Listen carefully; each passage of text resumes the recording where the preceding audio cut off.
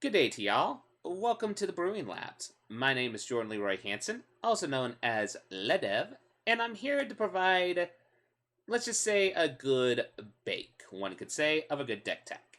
Now, this is what I like to call MirrorBakes. This is kind of my take on a combo-y aristocrats strategy for Rakdos.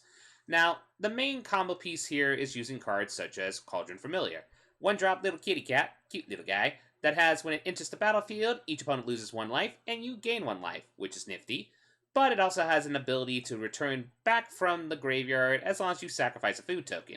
Now, our main way we're going to generate food tokens is using the Witch's Oven. A one-drop artifact, really one of the best sacrifice outlets we had in a while, that just simply put, you tap the artifact, you sacrifice the creature, you create a food token, and if for some reason the creature has a toughness 4 and greater, you create 2 instead.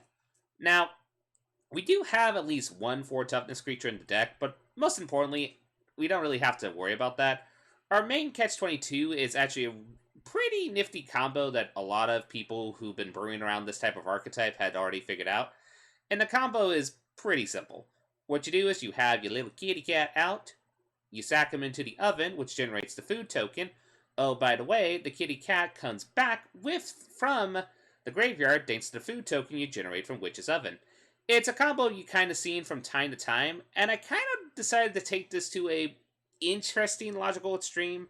Now, we also know one drop has Shock, just a good early game removal spell, and also Control, helps us against annoying planeswalkers and such.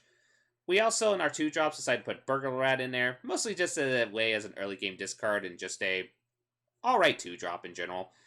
I also decided to put in here Robber of the Rich, just a nice 2 drop. It's mostly better in kind of like Gruul aggro decks or even some very heavy oriented aggro decks, but we empty our hand pretty quick, so we could get some incremental card draw from this and might actually steer our opponent's strategies, which is pretty nifty.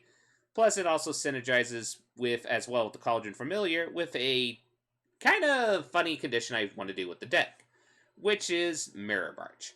Mirror March is a 6-cost enchantment that is, put it simply, whenever a non-token creature enters the battlefield under your control, flip a coin. Until you lose a flip, for each flip you won, you create a token that's a copy of that creature. Those tokens gain haste, exile them at the beginning of the next end step. So, mostly the beneficial strategy we go with this is essentially we can, thanks to the Cauldron Familiar combo with Witch's Oven, we can actually get Mirror March out by turn 6, and then as long as the Cauldron Familiar and a food token's on the battlefield, we can just actually play a Cauldron Familiar just from our graveyard using that food token, and hopefully do some shenanigans of creating multiple cat tokens, draining the opponent's life, or maybe make multiple rat tokens to make our opponent discard their hand, or multiple Rob of the Riches, which we can just swing in, mill the opponent's library and such, and maybe get some really nifty cards. I also put Legions in here as a 2 of, just to deal with the zombie Armageddon that is thanks to Golos and Field of the Dead. Also put Lava Coil in here to help against like both kind of aristocrat strategies as well, but also as well as any decks that benefit from creatures dying and such, so the exile effect's really nice. Plus, there's also a lot of good creatures with 4 toughness that are in the meta that this is pretty much a good target to help hit those creatures. We also put in Playcrafted as well. It's just a way of semi-removal, especially problematic creatures and such. Plus also, it is just pretty decent if we can get like multiple copies from it for Mirror March as well, which the shenanigans if you get multiple copies of that one's kind of silly. We also have Murderous Rider in here. This one's pretty simple. It's just we're playing this for the Swift End portion of the card. Just after the destroys target creature or planeswalker. The life loss doesn't really matter that much since we're using the Cauldron Familiar combo, which is pretty nifty. Also as well, we're playing Aria First, I hope I'm pronouncing this right, First of Lacthrain, which is essentially a legendary elf noble that has the ability that whenever her or another black creature enters the battlefield, each opponent loses 1 life and you gain 1 life. Very similar to the Cauldron Familiar, but it also has a tap ability that you can sacrifice another black creature, draw a card. As you can tell, we have a lot of black creatures in our deck already, so we can actually benefit just by the ping effects from our area, so that as well, and also we can use her for incremental card draw, which is very nice. Now, Granted, she doesn't combo well with Mirror March, but honestly, even if we could just get her to get a few copies out and just get a few peens, that's just worth it. In our fur drops, we just have 2 ritual suits. That's just our board wipe, just in case of emergency circumstances. We also have Shanra Fire Artisan in the deck. This is just used as a really good card draw engine, which sometimes you just need a really good card draw engine. Plus, it also works as a burn spell as well when the opponent tries to remove it through other means besides Murderous Rider or targeted destructive removal. If they try to do this through the natural way of trying to attack into it, then essentially it deals more damage to the opponent, which really, that's kind of how this deck wins. It's more of a win by peens, like minimal little peens. Speaking of minimal peens, one card that I absolutely love that I feel like needed to be kind of like auto-included in the deck was Sir Conrad the Grim. A 5/4 that has, and this is a Tet spot, so whenever another creature dies, or a creature card is put into a graveyard from anywhere other than the battlefield, or a creature card leaves your graveyard, Sir Conrad the Grim deals 1 damage to each opponent. It also has an activated ability of 1 in a black for each player puts the top card of their library into their graveyard. Now, this one is pretty simple because this allows us to get additional peens in. It works exceptionally well with the Cauldron Familiar, which is Oven combo, because you sack Cauldron Familiar, which is Oven, get a peen from Sir Conrad. You didn't use the food token to regenerate it to bring it back to the battlefield. That is considered a creature to leave in the graveyard, so then the peen happens. And that is just a really cool combo. I actually like that. Plus, if we have the ability to mana sink into it, we could get some additional mill, which could help us essentially to try to get the little last points of damage that we might need to actually win the match. Also on the top end, besides our Mirror March, I also put in Liliana Dreadhorde General. Just a really good 6-cost Planeswalker, very, very competitive in the meta, especially if you are a creature-oriented deck design. Plus, we have a lot of ways of our creatures dying, either through Witch's Oven or a variety of methods, so we are going to take advantage a lot with the static effect that whenever a creature our control dies, we draw a card. Plus, just a +1 and create a black token. Brain fart day. You create a 2/2 black zombie creature token, which of course synergizes with our Auraria, which allows us to get an additional peen. We can also sacrifice the zombie we get from Liliana with Auraria just to draw 2 cards, both from Auraria as well as the Liliana stat trigger. And the -9, if you can get to it, honestly, it's just a win condition, but there are some times where we will not mind -4 if we have to deal with very problematic board circumstances. Now, for the lands, this one is kind of a typical 2-color Rakdos deck. We decided to put in 4 Castle Lachthrains. Sorry if if my camera is blocking this, but essentially Castle Lachthrain, actually we could just see it right here. It's essentially a land that is a castle that is in into the battlefield tapped unless you control Swamp, which lucky enough we're playing Rakdos, so we're going to get a Swamp. But it has the ability to add black, or 1 black and tap the land, so cost 4 mana to draw a card, then you lose life equals the number of cards in your hand. Honestly, legitimately a really good card draw engine on a land. It's probably the best castle to cycle with, maybe the blue castle being... Okay, just a quick side topic. If I had to rate the castles from kind of like my top to the least, I would probably go something along the lines of this. Let's actually just do that real quick. Consider this a side topic. Essentially, so then If I had to rate from the castles in this cycle, I would say this is the 1st place castle, this is 2nd place, 3rd place, 4th place, 5th place. I don't really want to go into full detail on it, but honestly, this is the best land of the castle cycle, just because incremental card draw is really good, and we don't have to worry about the life loss that much since we both have life gain, as well as we're mostly emptying our hands, so the life loss we're probably going to get from Castle Lachthrain is not going to be that much. Now, is this deck perfect? Not necessarily. Anytime we go against Graveyard Hate shenanigans, this deck kind of is in a pickle.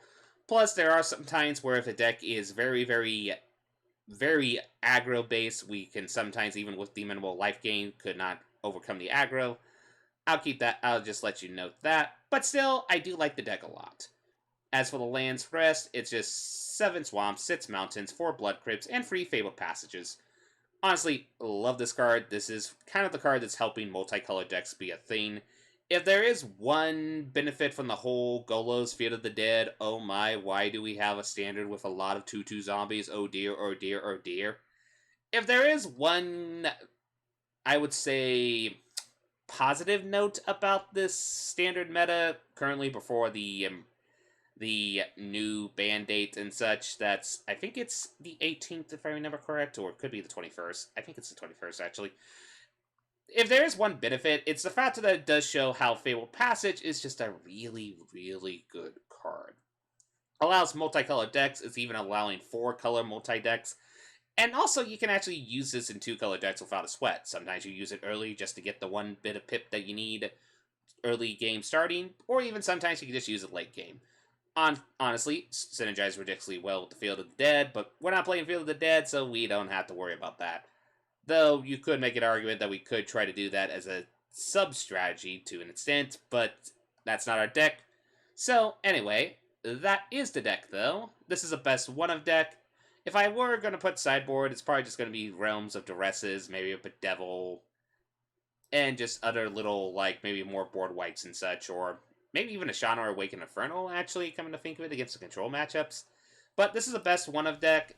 That's kind of what I wanted to try to do. Next week, I'm going to try to make a best of free deck, but at the moment, let us show some shenanigans with the kitties. Shall we? And then cue all cat puns here. This is going to be a perfect time. Yada yada yada, etc, etc. But let's go and play a match. So we're going against Snargle. Okie dokie artichoke. So, let's see. Our hand is decent. We have a Cauldron Familiar. We have a Murderous Rider. The only catch-22 is we don't have a red source for the Lava Coil, which is kind of... yeah. But we can hopefully draw into it, so we should be fine. So we're gonna... our opponents decided what... they decided to keep their starting hand, so we are going to keep this without a sweat. And let's see what happens. Oh boy, could be mono black aggro, so we might be in trouble. But we do get the mountain we need, so I think I'm just going to play out the oven. And see if they're like a black-white deck, or if it's just mono black. It could also be red-black aggro. Looks like black-green, so I'm going to guess the Gagari Knights deck that's been going around, if my memory serves me correct. Do I want to do a Lava Coil on a Knight of the Even Legion? That's a good question. If I remember Gagari Knights, they definitely run the Murderous Rider, so we gotta remember that.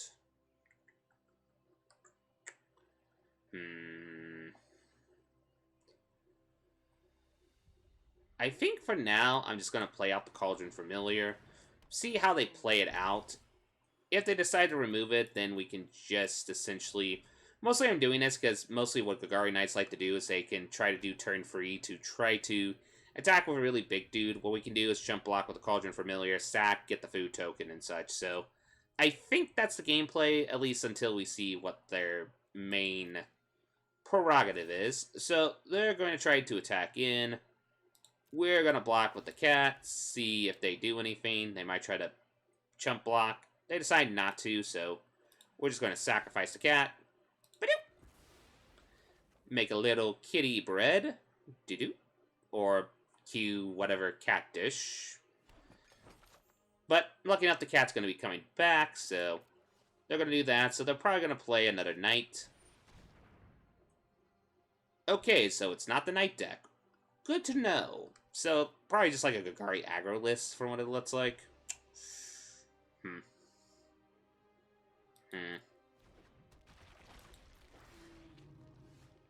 Okay, so we got another swamp. We got choices here. Our choices here is we could just essentially... we could chump block with the cat. Actually, I think the way I'm going to do this is... I'm going to Lava Coil this. Primary reason is mostly because we can use the cat as a chump blocker, and one catch with this deck, if it's not running a reanimator-based strategy, is that we could actually benefit from their discard here. So let's see what they discard.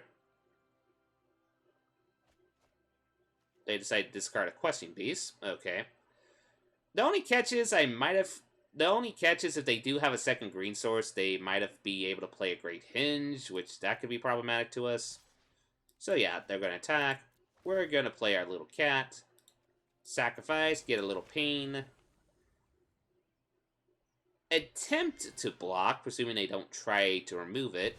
If they do try to remove it, then obviously we are going to just sack it. So we're going to say block here. We're going to then... And that's kind of the one thing I really like about this deck, is the factor how that cat can be used as a chump blocker for days. And the factor that with the Witch's Oven combo is just really nice. It's kind of one of my favorite combos in the deck. Okay, let's see if they have that second green source. No, it looks like they only have another knight, which... Fair enough. Okay.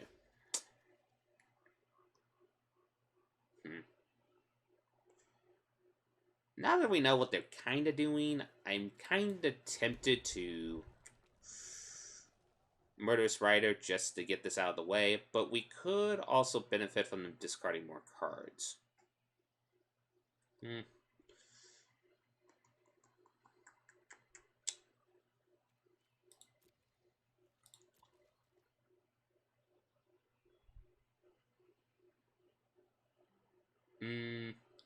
Yeah.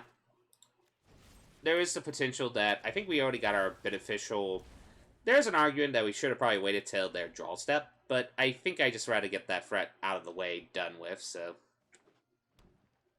And see, they have the second green mana, so if they had the Great Hinge in hand, which is a chance... Okay, there's that Questing Beast, so... So yeah, we're just going to create the cat. We can't block the Questing Beast, because we can't be blocked by creatures with power 2 or less. But we can at least block this. And do the whole sacrifice shenanigans.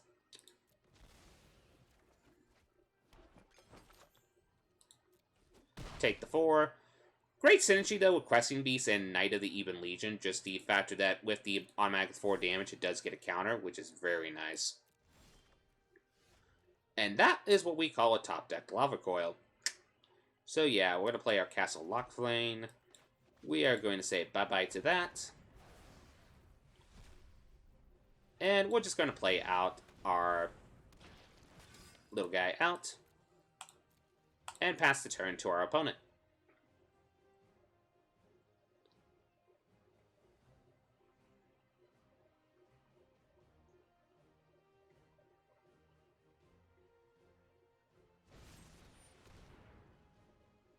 Do we care about sacrificing? Nah.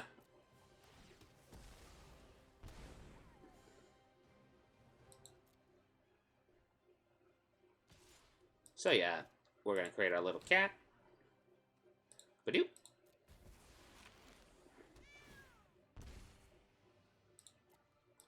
Block. Wait. Yeah, I forgot. Word of advice to y'all, be careful of double-clicking, because sometimes you do stuff like that, and you kind of feel like a silly person. But we will get out our... We'll get our Peen Dude. Mostly, I think this is just there to just either use as a chump blocker against Mr. Questing Beast if they have it, or just fish out a removal, and then if they try to remove it, we can just sacrifice food and then just get the Cauldron Familiar back as a chump blocker. Not the smartest move I ever made. I should have just brought this back and sacrificed it. And the opponent's now starting to realize that, so let's think here. They didn't show us 1 mana yet. I wonder if they're just pressuring us to try to sacrifice Sir Conrad. Yeah, we're going to let it go. That allows us to dig more for our deck, which we have, and shuffles our deck a little bit more.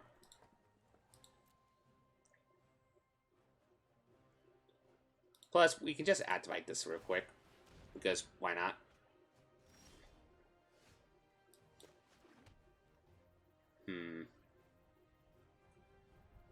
We could draw a card.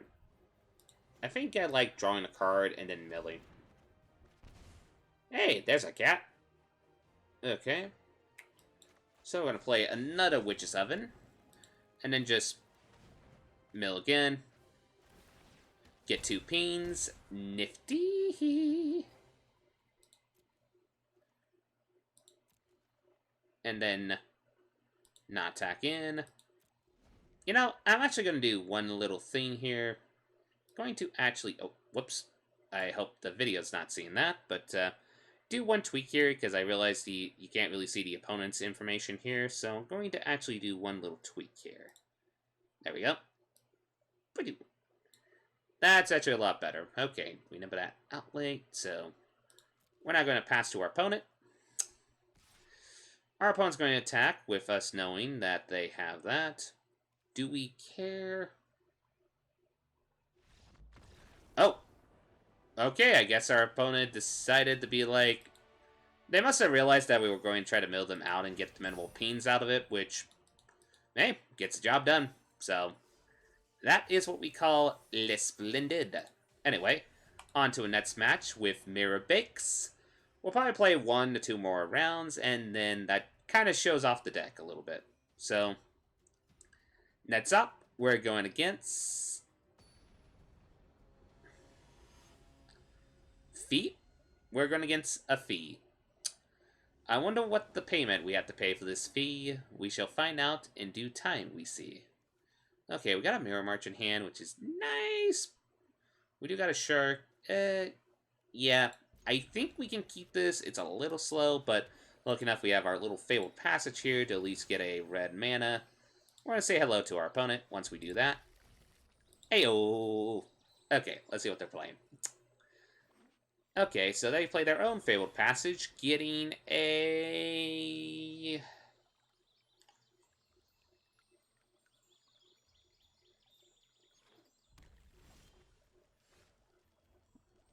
Huh. Well, what a twist. Okay. I think we're going to make them discard a card to see if we can figure out what they're playing. Okay, so they're playing Beanstalk Giants, so I'm guessing Gruul... I think I have an inclination of what they're playing. If it's what I think they're playing, bravo, opponent, bravo. It smells like red-green giants, if I'm being honest with you, because the fact that they're playing red...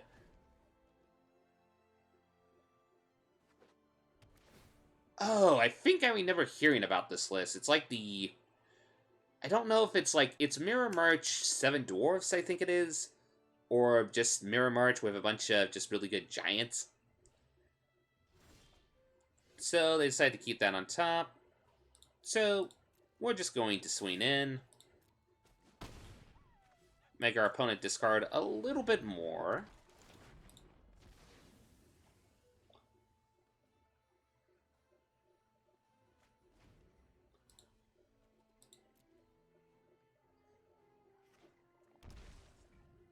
So 4-drop.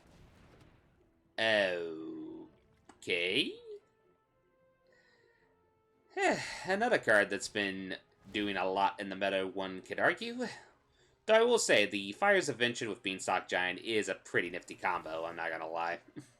Just gets more land, which allows you to play more high-cost impact spells, including the Beanstalk Giant itself, so... Nah. Okay, so now this is where we were hoping to draw into a Castle Lockframe, just so we can get some card draw, because 2 Shocks and 2 Mirror Marches are not going to... Oh, it's Golos. So let me guess. Field of the Dead. Called it. So let's see. They have 1, 2, 3, 4, 5. Not a lot yet, though we do have the problem of a giant 7/7. Okay, make that sit. So... Well, we can get that to get our next red mana source. And filters our deck a little bit more, so 1, 2, 3, 4, 5. I'm not going to block. So they have red, green. They only need like white or black as a mana source before they can activate the ability. They're going to attack with the Golos, which is perfect for us because we're going to chump block. And we're going to kill the Golos before it gets problematic. And get hit by a giant 8/8. Not perfect, but yeah. Not a Golos. Mm-hmm.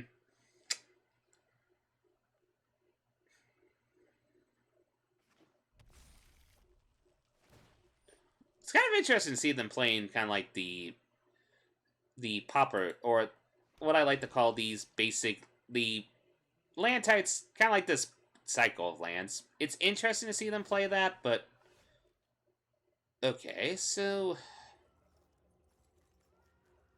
okay, Field of Battlefield. They literally have 12.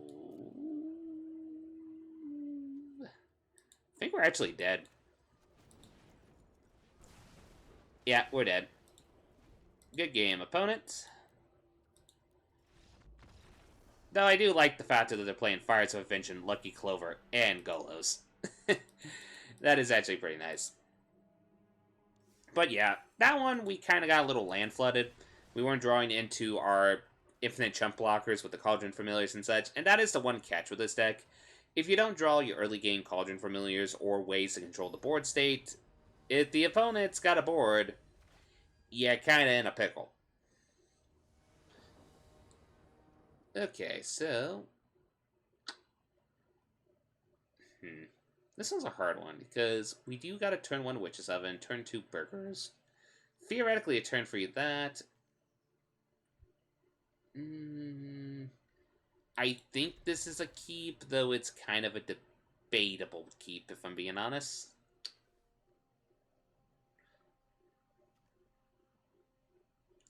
The Noah Bradley Swamps. I always like that art a lot. Okay, so let's see. We're going against Outcast Zach. Let's see what deck they decided to bring today on the table. So we're going to play that, play our Witch's Oven out, and see what our opponent's playing.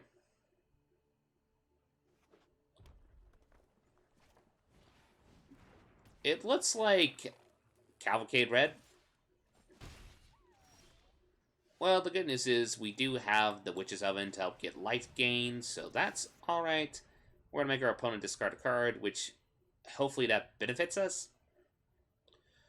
The only catch is when this is not going to benefit us is if the opponent is playing, like, Rob of the Rich in their Cavalcade Red decks, which I've seen some people do it in their deck archetypes. Is it a perfect card for that deck? Not always, but sometimes minimal card draw can even be effective in decks that need card draw. So the opponent's going to Jaya's greening this, and then we're just going to get benefit from our creature by sacking it and get a food token. They're going to attack with their little Torch Courier. We get Oop. And... Ooh.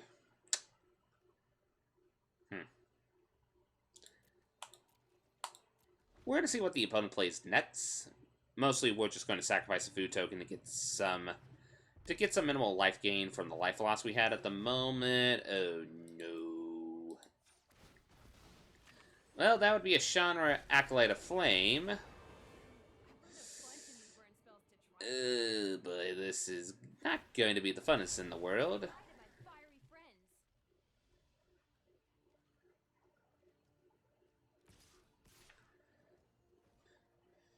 So, we're hoping... this one's going to be a hard one. Okay, we got a third land, which is nice. How do we approach this? I think we do just have to play the Playcrafter out. They're obviously not going to sacrifice their Planeswalker. They're probably going to sacrifice the Torch Courier, which could be fine for us. Because then if we draw into another Playcrafter, then hopefully if they don't play another static creature, we can hopefully get the Chandra or draw into our Murderous Rider. Well, we'll see if they have the Cavalcade. Nope, doesn't look like it yet. So I'm going to guess they're going to play, like... Interesting. That's beneficial for us, because then now we can play our own genre.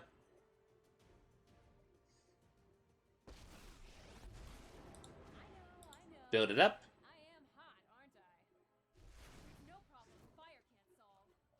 Well, we weren't able to play our area since we didn't have swamps, so... And we have a few copies in the deck, so not too much concern. And the best part is, technically, with genre, if they try to attack into it with their little tokens, we can at least pin down the genre... Okay, let me rephrase this. Lucky enough, our genre Flame Artisan should be fine, because the factor is, if the opponent decides to try to attack in it, which they decided not to, for obvious reasons, because then our effect, which is whenever lose loyalty, we can pin something, we can obviously then pin the genre, so... I think they realize that, so they're just going to just keep going for the face. More for the face. They're typical aggro deck, so... Okay, so we're going to plus. Hope we draw into a painter of sorts. I'm actually going to play the Fabled Passage here. This could actually benefit us, because then we can get another swamp, which helps us with card draw. But most importantly, filters our deck, so we can try to draw into something. Then we're going to play Sir Conrad, which actually is going to be very beneficial here. Mostly the main reason is because if they don't have the removal and they decide to just go with 0 genre ability, then what happens is, since the tokens are sacrificed with genre's ability, we still get the minimal ping from it. So, really nifty. And worst case scenario, if they do try to remove it, so they're going to try to remove it with 2 shocks. We're just going to sacrifice it to get some food. And we get 2 food, which is nifty. And also the best part about that is 2 less shots going to our face, so nifty. And lucky enough, we do have Mirror March online, so if we draw into one of our little engines, we can actually do some shenanigans. Though we do have to be cautious since we are at half our life totals, so we got to be very, very, very careful. Especially if they, like, top deck a Cavalcade, so yeah, we got to be very cautious. Still, I'm going to plus this up, see all of our options first. Huh. Okay.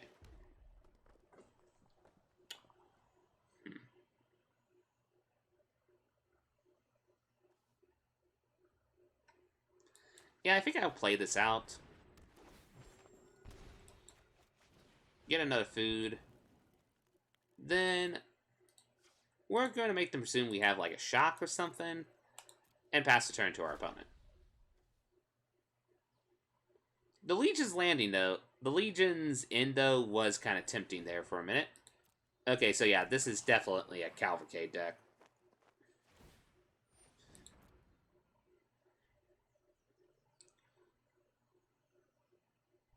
Lucky enough, they just didn't draw into the Cavalcade, which, yay. Because, yeah, the minute if some of them have, like, turn 2 Cavalcade of Calamities, then we are in a pickle. Okay, so they decide to do a Jaya's Greeting. That's fair. Then in that case, we're just going to sacrifice our area to make some more food. And we're just going to sacrifice that food, get some life. Yum.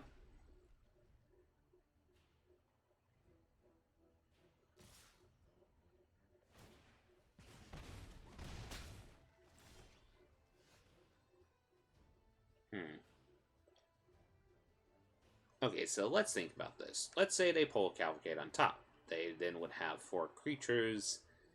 Each would be attacking for a little bit of damage that I don't think I would be. So that would be about 1, 2, 3, 4, 5, 6, 7, 8. So that's our worst case scenario. So we could play it slow and just play the Mirror March. I think I still just like to plus this 1. See what we get.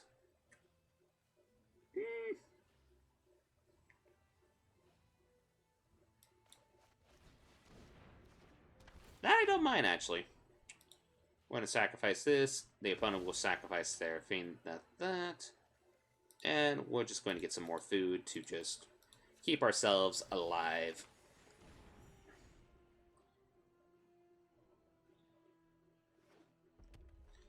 Okay, they are not top-decking their Calamity, which is nifty for us, but we still got to be very, very cautious. They might also try to attack in the Chandra now, just to make sure we don't ultimate her. That's a possibility. I think they're just saying, yeah, we gotta go face, so makes sense. They're thinking. They decided to attack one into the Chandra, which, lucky enough, then we can at least just ping this down a little bit.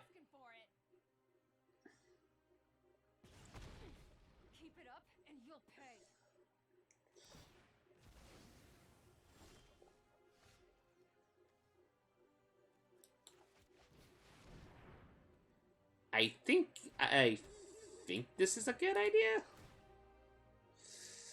Not sure if it's a good idea. Okay. We got our Mirror March out, so let's see what our opponent top decks. Okay, just a land, so they're still going to attack the 3.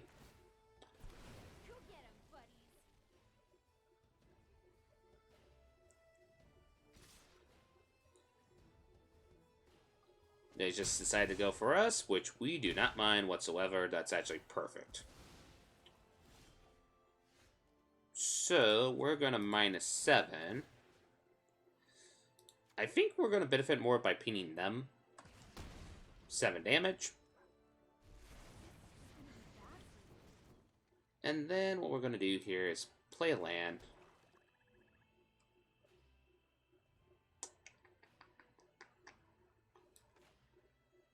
Nope, not that. Shock this.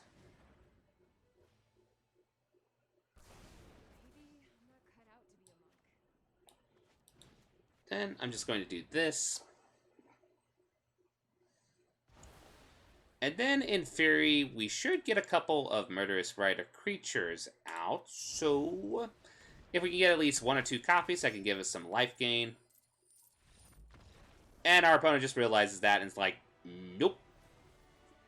Yes!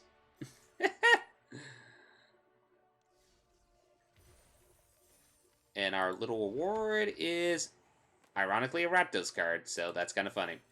Anyway, I think I'll call it a night for the video. This is my take on Rakdos Witch's Oven Cauldron Familiar shenanigans with a little bit of dash of Mirror March just for some wackiness. And I hope that makes a splendid dish of a brew for you all lovely players of the game to try out. Anyway, my name is Jordan Leroy Hansen. I hope you all have a wonderful day. This is LevDev, signing out.